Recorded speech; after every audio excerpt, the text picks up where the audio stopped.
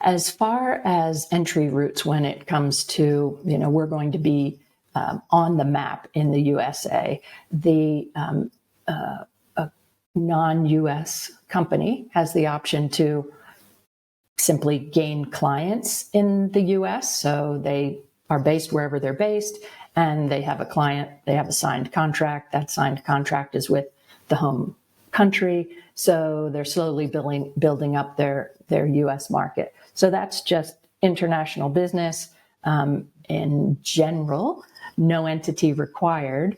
At some point, a company may achieve a tax nexus. So in other words, so much of their business is in a particular part of the country where a state may say, hey, this is taxable.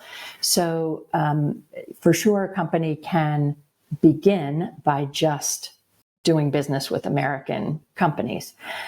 When that gets to a point where a company says, this has great potential, we are seeing the great potential for the company to grow. We also perceive a risk that we might have a tax situation here, then they may move forward with an entity. So there are a couple different ways to look at it. So one is tax, and the other is when it comes to the hiring of your people, whether or not you have an entity, you have a few choices.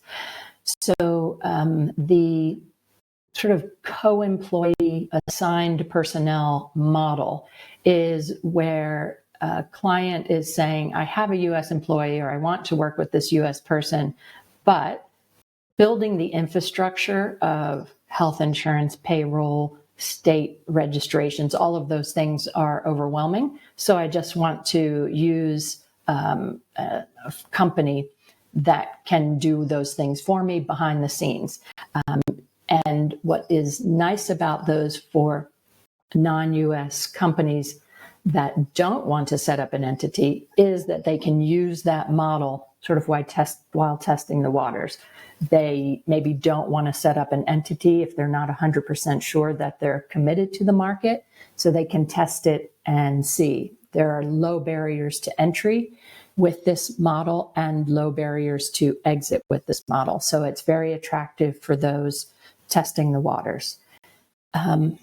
The other option is to directly hire employees. So you would be just like any other US business. You'd find a payroll provider, you'd find a health insurance broker, you'd have someone develop your employee offer letters and employee handbook, all of those things.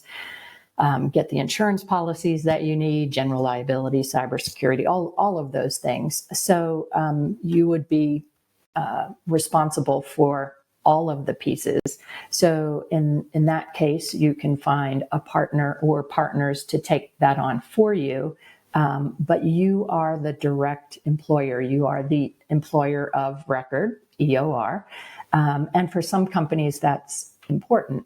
And in some instances, your US clients may require it. So they may want you to have a federal employee identification number, an FEIN. And so in that case, you would need to, that would be registering with the IRS. I'm here and I'm going to pay taxes, or you're going to be asking me for information to determine if I owe taxes.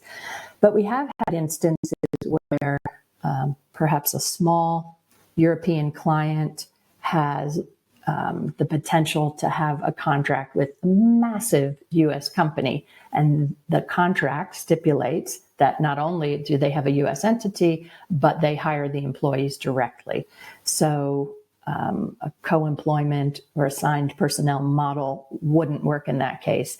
And the company has to decide, gosh, I really wasn't going to commit to an entity or to employees just yet, or hiring them directly, but I have to take that leap in order to get this contract.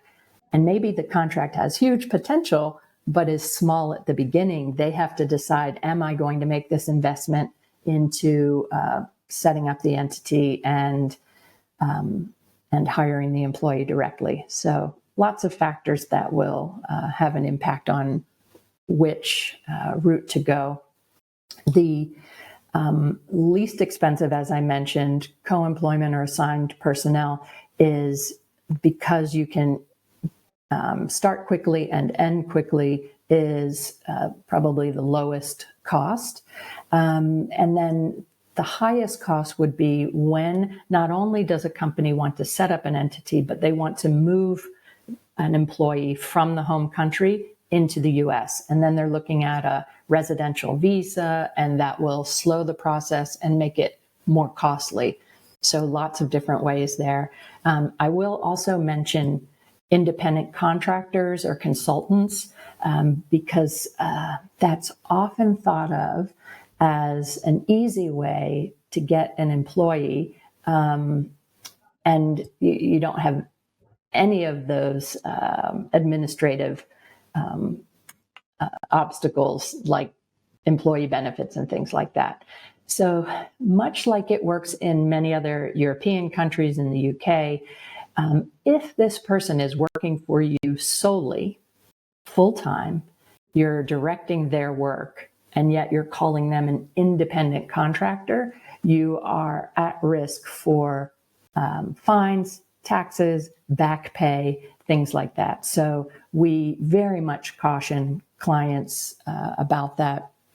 Sometimes, say there's this happens a lot in technology industry, where you may have a programmer that you want, and you'll do a 3-month short-term independent contractor contract, and that's fine. It's a good way to sort of have a probationary period, and then if this is working out, then yes, let's bring this person on as an employee. Either we're hiring them directly, or we are going to bring them into a co-employment assigned personnel model. So short term, not a big deal, but you wouldn't want independent contractors who would be classified in the eyes of the IRS as employees for very long.